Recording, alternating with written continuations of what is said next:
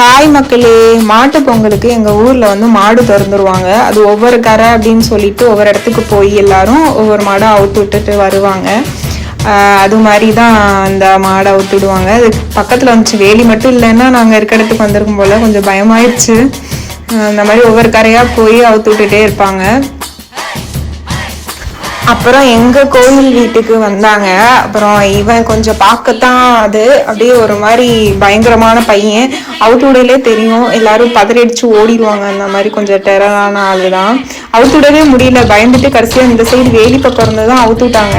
அவுத்து விட்டோன்னே ஒரு சிலும்பல், எல்லாரும் தெரிச்சிட்டோம். பார்த்தீங்களா, என்ன ஒரு பயமே இல்லை, அப்படியே ஒரு கெத்தா ஒரு இது கொடுத்துட்டு அப்புறம் குருன்னு ஓடிட்டான். அவனை பிடிக்கிறது இந்த பையன் ஒருத்தன் ஓடுறான்.